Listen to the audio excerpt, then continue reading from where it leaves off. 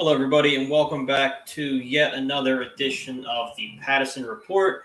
As per usual, I'm Philly Brandon. That's Ryan Prose, and we are coming to you on the eve of a pretty big day here in the greater Philadelphia area, specifically that wonderful land just south of the city, known lovingly as Delco. Typically, you see us in the news for all of the wrong reasons. You'll see our flag at the Jersey Shore. But Delco kind of, is in the spotlight for a good reason. Media, PA, next town over from my hometown of Brookhaven, PA, finds themselves in the Little League World Series. The game actually just ended about 15 minutes ago. Unfortunately, they dropped their first game to a really good Texas team. I know, Ryan, you didn't get a chance to watch too much, with your day job kind of spilling into the evening. But there was a kid pitching for Texas who was absolutely shoving tonight. I mean, kid had 10 Ks. He pitched 5 2/3. The only reason he didn't finish it was that pitch count rule they have in Little League, where he can't start a batter after 85 pitches. So it's a complete game in my mind. The kid pitched a complete game, 5 2/3, 10 Ks, 1 earned. The kid was incredible. He had a curveball that was breaking from shoulders to knees. He was a lefty, which was an issue. I mean, he had media in a pretzel the whole game. Both teams played well, but Tennessee moves on to the winner's bracket, and media will have to play their way out of the loser bracket. She seems like a Philly Delco kind of thing. Your volume's down pretty low. Either that or it's on my laptop. It's on my end. There you go. Sorry. Yeah, you never know these technology things. They're always always messing up. This laptop's 11 years old. It's a wonder it's still kicking. It is legging along there. Yeah, but that's your Little League World Series report for the time being. A little inside baseball for those of you who wouldn't know is that Ryan and I actually went to school pretty much in the shadow of the Little League World Series complex, which is over in Williamsport. I never got to see a Little League World Series while we were up there. I've been to the stadiums a bunch just to kind of, just take it in and walk around, but I never made it up there in time to see the Little League World Series. Have you caught any of them? I was working on a stretch of like 8 or 9 straight there for a little bit. Oh, wow. I had to cut the streak off. It was a yearly tradition for me and my dad, and we always made our way up there. I got to look at the highest attendance Little League World Series games because I think I have a nice little stake in the top 5, so I have to check that out real quick. Yeah, nice. It is cool to see. I mean, I was there when it was empty. Come back from Williamsport, and I was 60,000. 60,000 people. I think it was 50, 60,000. It was when was it Redland made the run? Maybe, dude. That stadium doesn't look big enough. It's not this. It's the complex. They count. They tick you in as they go into the complex. Okay. So that's across 2 stadiums. And so for that game, it was the hill, the shorter hill filled up, like the one that people usually sit on. Mm-hmm. And then it was the whole hill where the kids use the cardboard slides. That was all filled all the way to the top. Wasn't a seat in the house. I gotta look. Yeah, I'm trying to pull it up. Most attended game in the Little League World Series. I feel like that's got to be up there. So in 2015, the entire attendance over the course of the tournament was 469,000 fans. Yeah, that seems right. In 2011, there was a team in PA there that brought a total of 40,000 for one. No, not one game, but one check-in period. The game between LaGrange, Kentucky, and Clinton County, PA, drew 41,000 people to Lamade Stadium. The previous record of 40,000 was set in 1990. So it was 41. It felt like 50, 60. I don't know. I'll get my numbers messed up, but I know it was a lot. And I know you couldn't, if you go back and watch clips of those games when Redland was there, ridiculous. The stadium only holds 9,000. Oh yeah. So like I told you, both hills were filled. There was people watching from the fence line in the parking lot. It was ridiculous. Yeah, 30,000 people without even seats that came to watch. That's They brought every their own. kid's dream. Brought their own. That's freaking awesome, dude. I was saying that, like, I've been to, like, where it's just like, just a normal average crowd. But those games, they hit so different because everyone's just amped. It's a different level. Yeah, I mean it's kids. Like, you forget that they're like 12 and some 13-year-olds out there, and they're playing in front of 40,000 for. I mean, obviously in that moment you had a PA team to root for, but I'm sure there were years where you were completely invested in like an international team and Nevada or something like that. Like, all those Cali and Honolulu teams making runs, like. Yeah, Japan seems to always be there. I'm almost certain they had a no-hitter today. Yeah, you're probably right. I'm pretty positive Japan had a combined no-hitter. There was 2 no-hitters today. Tennessee threw one also, I believe. That's ridiculous. So, yeah, it's been a wild first day for the Little League World Series. That'll be part of our coverage for as long as media is still there, because this is in all things Philadelphia sports. And for the Little League World Series and for media to be a suburb of Philadelphia, we're going to make the exception and call them a Philly team at the moment. Because they did someone told me that they, like, media police without greasing the polls. Nobody climbed them. It was kind of actually cringy a little bit, but they look at themselves as a Philly team, and we'll allow it for now. But the true team of Philadelphia, within the name, it's the Philadelphia Phillies, who are kind of floundering at the moment. You dropped 3 in a row coming into tonight. I haven't heard where we're at in tonight's game as I was watching media in the Little League. Well, the Marlins are getting smacked, so like. Yeah, and the Giants lost also, so I mean we're not losing ground. Okay. Despite Nola's pretty shit outing, the Phils are up 7-4 on Toronto, so they should escape with a win tonight. Hopefully, I've seen worse. And it was a little concerning coming into tonight. I mean, you had 3 straight games where they scored 2 runs across 3 games. Offense kind of fell apart. I thought Wheels pitched pretty well yesterday. I don't really put that on him necessarily, but it's like last year all over again. You get into September, you build up a nice lead in the wild card, and the wheels fall off. No pun intended. Yeah, nice. But you watched Friday's game against they were against the Twins, right? Mm-hmm. If I'm not mistaken.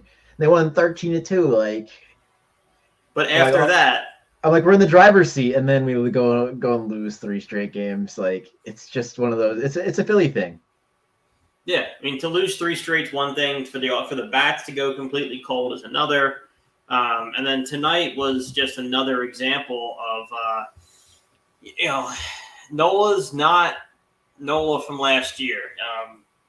I don't know how, if you're Rob Thompson, I don't know how you trust them to go into the wild card series. He's not in my top 3.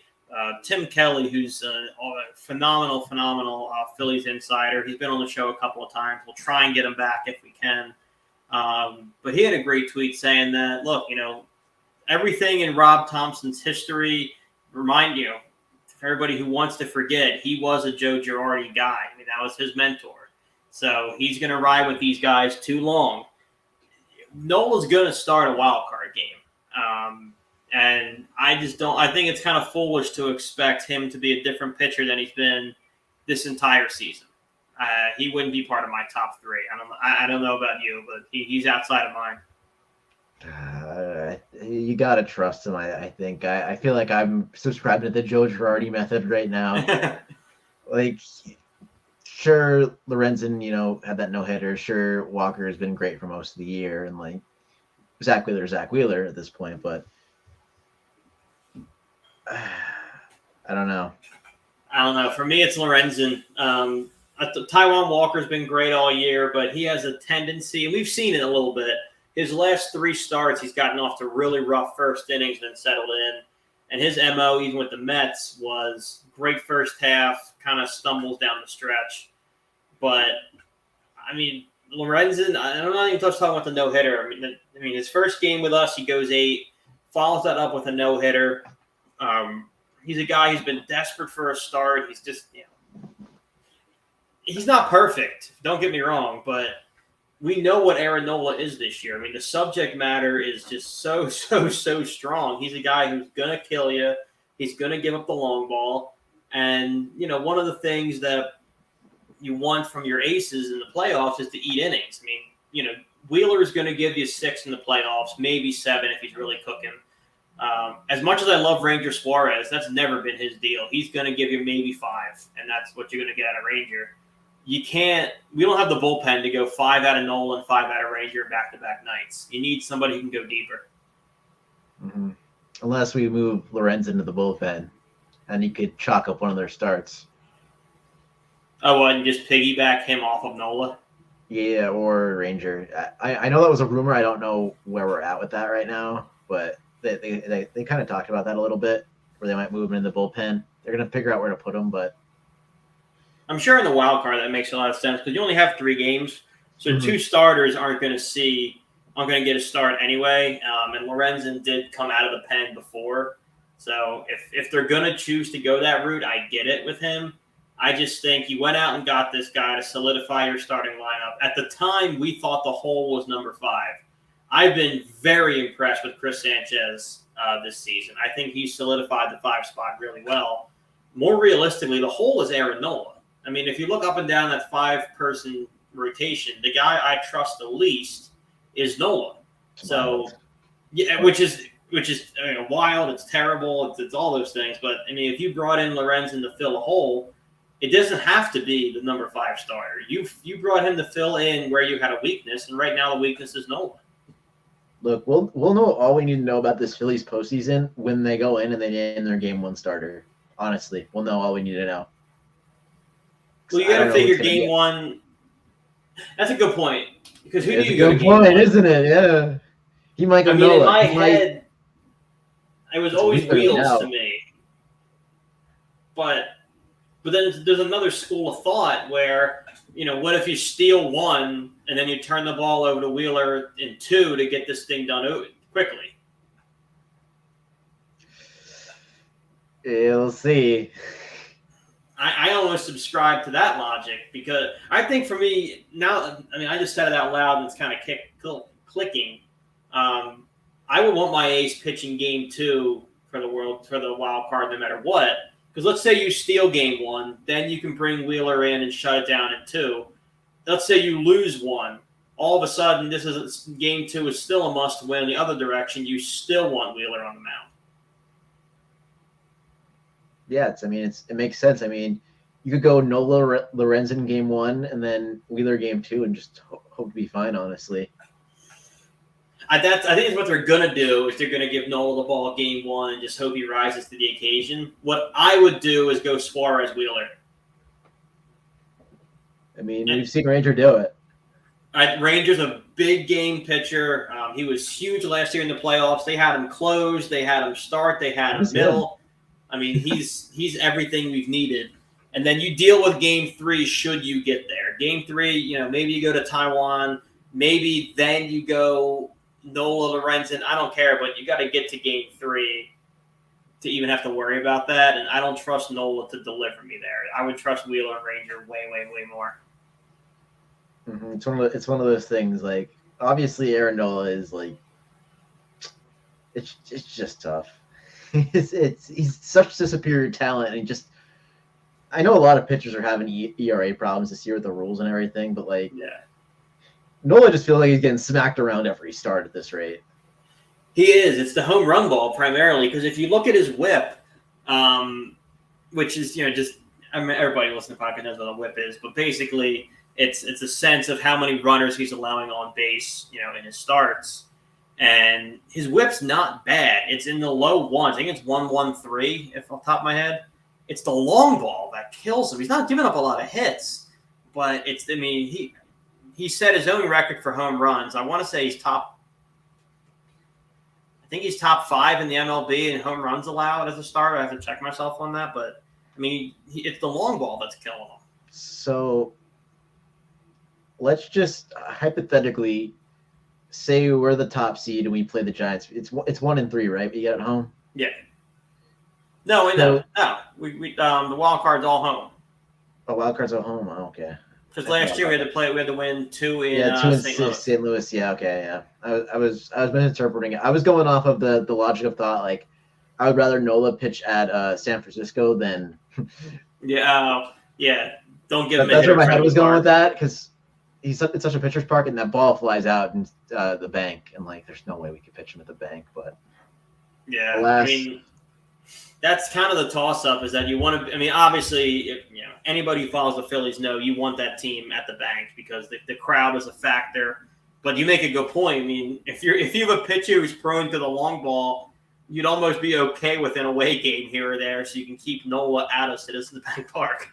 honestly, like that's the truth. I mean, I think that's one of, if not like a top 5. I'm not going to say one because one's Coors, but Yeah. they're not going to see a playoff game in forever. So like, What as far as hitter friendly, or as far as hitter friendly parks, that might be the most hitter friendly park that gets played in in postseason.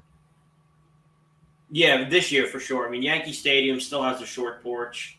Yeah, they're not making it. They're in last. But they're not going to get in. Yeah, so you're probably right. It might be the most hitter-friendly ballpark. So we'll see what happens with that.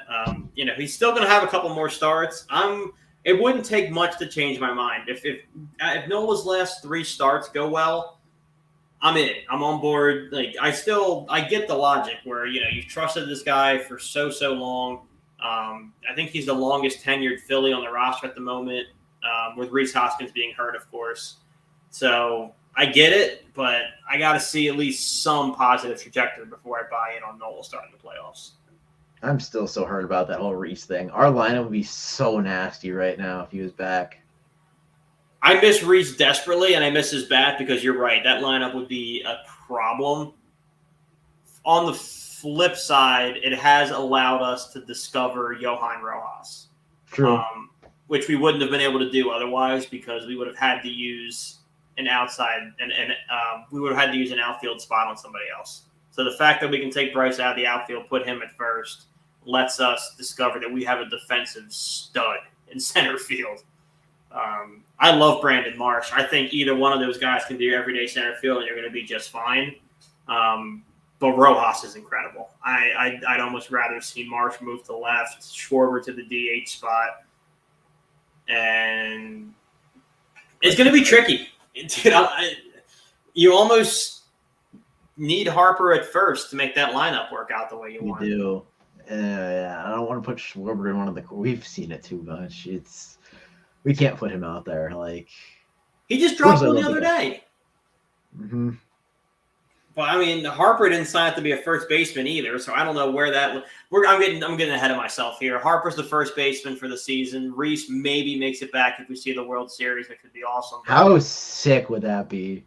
Oh, if he came back there on the World Series, hits a homer, and then bat spikes it again, they're going to need to rebuild Citizens Bank Park. They would need to rebuild the whole thing. Ashburn Alley'd be in shambles within 3 seconds. Yeah, the play. I mean, if you thought last year was crazy, if Reese comes back first AB, hits a homer, I mean, we're going to need to move the World Series somewhere else because we won't have a ballpark to play in. If this happens, I'm betting it. By the way. Oh yeah, if there's a prop for that, I'll put it. There is a prop for that for first plate appearance in a game. Okay, but but you got to bet it once he's active again. Yep. Okay, I'll keep an eye out for that. We'll hopefully get that far. It'll only mean good things. It'll only mean good things if we can place that bet. Exactly. That's $20 I'm happy to lose. But I wanted to wrap tonight up. I say wrap. We got 10 more minutes. Eagles preseason has been, I don't know if you've noticed this yourself. It's been very strangely positive, which is great. I'm happy about that. But, you listen to all these other preseason reports and, the Jets have O-line troubles. The Browns have an interception problem with Deshaun Watson at the moment. I mean, Reed caught 4 of them, 3 of them? Yeah, Reed had 3 in 2 days. So here these other teams working through some stuff. And, dude, everything out of Phillies camp and that I'm hearing from even, guys like ESP who are usually, super negative, everything's just flowers and roses and unicorns and, Jalen Carter's an animal. Sidney Brown's going to be great. Reed Blankenship is all of a sudden like the white Malcolm Jenkins in the backfield, in the defensive secondary. Kenny Gainwell's running back one all of a sudden. What was it? Darius Slay just said Devontae Smith is going to be the best receiver in football. Not to mention, everybody thinks, Jalen Hurts, has a shot at MVP this year. Like, is it almost a little concerning how positive this camp has been? Yeah, it is. But then you watch the practice reps and like you watch the way these guys interact with each other and like, who was it today that got the pick? Was it Josh Joby that got a pick? And I haven't followed today. And Darius Slay's like proud dad moment. Mm-hmm. Like I love Slay. This team feels like it's like tight knit together and like it's shocking to see no negative things, but when you come off a Super Bowl where your quarterback does, has one of the greatest offensive performances in the history of Super Bowls, like yeah, I kind of get it. Like it's one of those things. I mean, I haven't heard much of the negatives. Like I've heard a lot of the positives, like Hard Knocks, like, you see Garrett Wilson's troll over the weekend. Yeah, where it was what was it? It was no sunglasses, no bucket hats, in uniform, and no street clothes on the sideline for Denver, and he did all three. Nailed it. But yeah, shout out to him. I'm this time of year I'm not usually in on training camp buzz outside of Philly. Like I'm more so watching for injuries for the fantasy side of things, like Treylon Burks today, Russell Gage sadly, stuff like that. But on the Eagles side, losing Sean Bradley kind of sucks. Yeah. Special teams ace was probably going to see a little bit of time at linebacker this year. I think it's his last year of his contract too, which is rough for a rookie deal kind of guy. So, missed him for sure. But yeah, other than that, training camp is really just to find out, what fantasy guys are untouchable right now. Mm-hmm.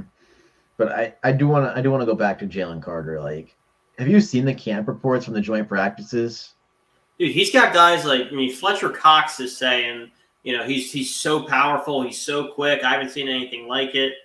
Then you flip it around to the offensive linemen, and they all have high praise for him, that he's kind of a load to handle.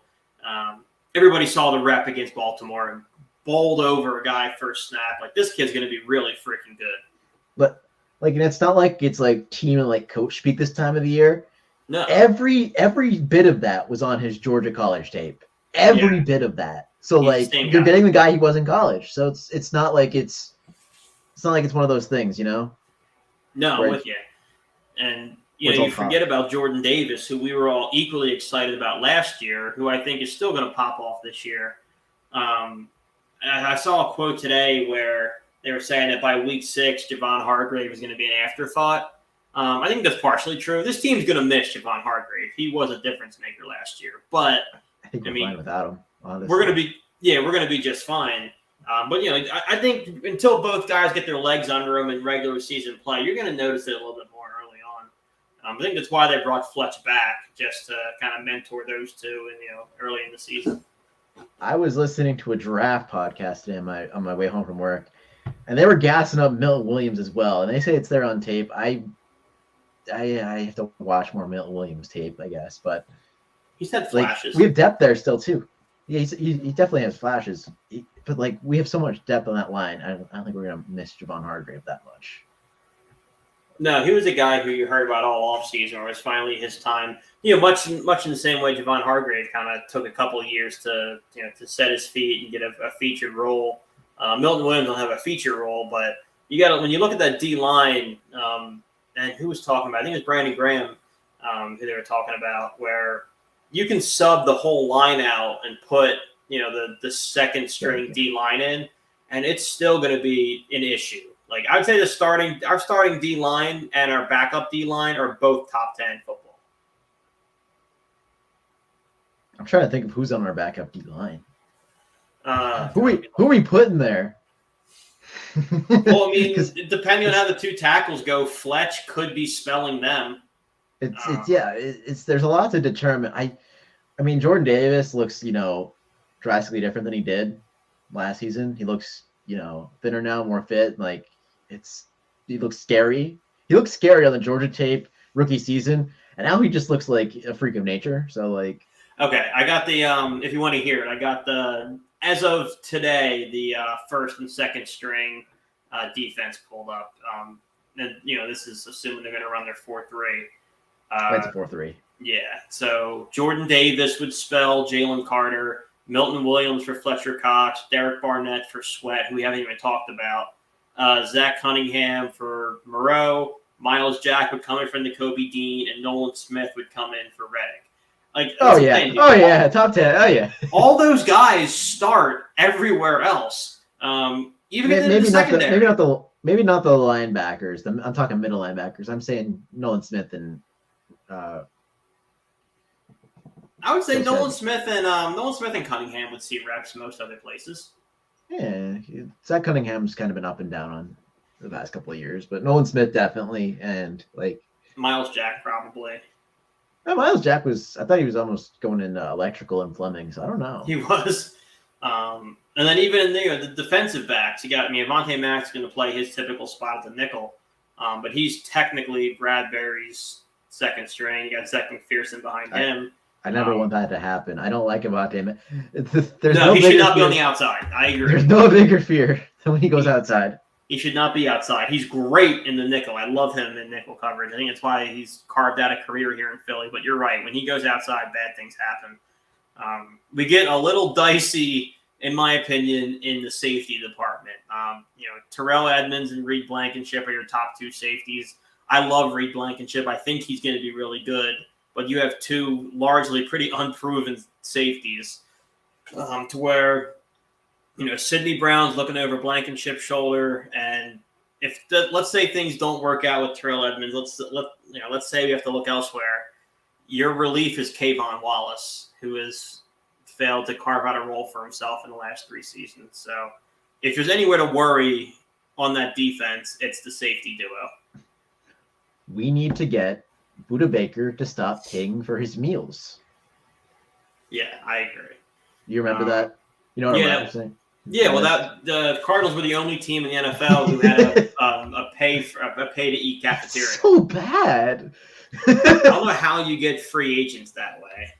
Like they don't. That's the thing. But they have. Actually, no, you're right. They have it. They've traded for people. That was Hopkins they traded for. They drafted David Johnson. They traded for Carson Palmer. They drafted Kyler Murray. Is there any? J.J. Watt willingly played there for a year, I guess. Yeah, but yeah, you're right. So outside of him, not really a free agent destination. But yeah, paying for meals is ridiculous. I'm sure you've seen it too. Budda Baker has it's been interacting with the Eagles with some posts, telling clearly supporting the team from afar. So I would love to have him come over. I don't know what that deal looks like. I'm sure Arizona gets fleeced in it because at this juncture, Howie's not giving up anything of value. No, it's Arizona. Their GM is, the one thing about Arizona that scares me, totally un-Eagles related, is that they're going to ruin Caleb Williams. That's all I'm going to say. You know where I'm going with that, but anyway. Yeah, well, they have an offensive mastermind running the thing, and Jonathan Gannon. Oh, geez, yeah.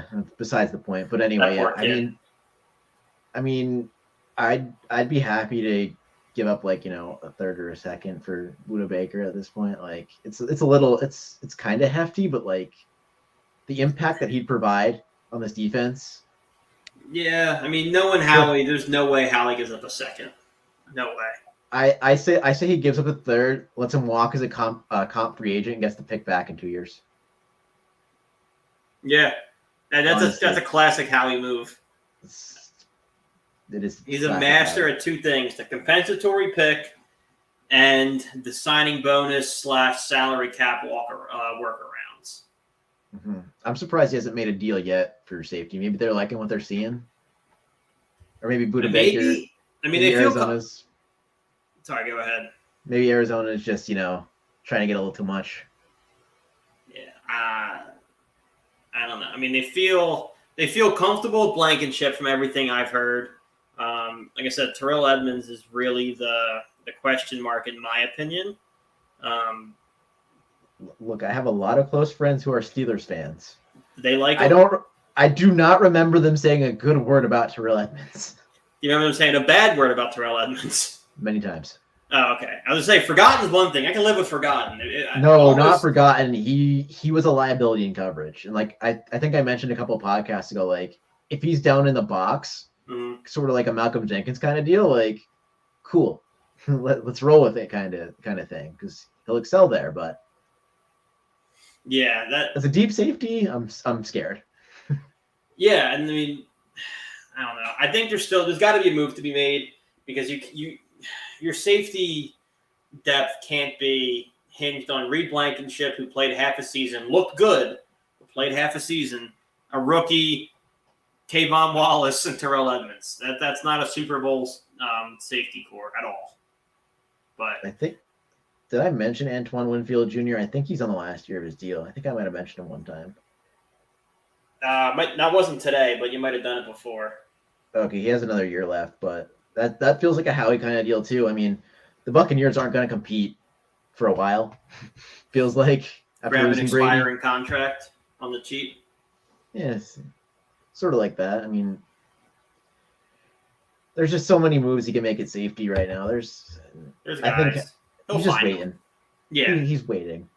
he's gonna let someone have a bad camp, or he's let the price go down. Or Buda Baker suddenly gets disgruntled after they lose 4 games. Hint, hint, wink, wink. It's going to happen. Yeah, I don't care when he gets here. That's still in plenty of time. If he comes in week 4, he starts week 5. Like, there's no ramp up. There's no learn the defense. It's, all right, Terrell, we appreciate your services. Get your ass on that bench. See you. Thanks for the 4 weeks. Like, yeah, we'll let you know if we need you. But, all right, well, we ended up doing, full half hour here on just Phils and Eagles. I don't want to talk about the Sixers. I'm having a good day today. No. So we'll deal with that dumpster fire probably next week. And speaking of next week, we're definitely going to talk Sixers next week because we have one of my favorite guests that we've gotten to have on the podcast back when it was still 2 hours, no traffic. We had our buddy Aiden, who runs the Life of a Philly Fan account on Twitter. Just one of the most fun guys to have on. Hates the Sixers as much as I do. Loves the Eagles as much as you and I both do. So he'll be with us next Wednesday, and that is going to be a super fun, really special episode. So make sure you don't miss that one next Wednesday at 9 p.m. Eastern. As usual, I'm Brandon. That's Ryan.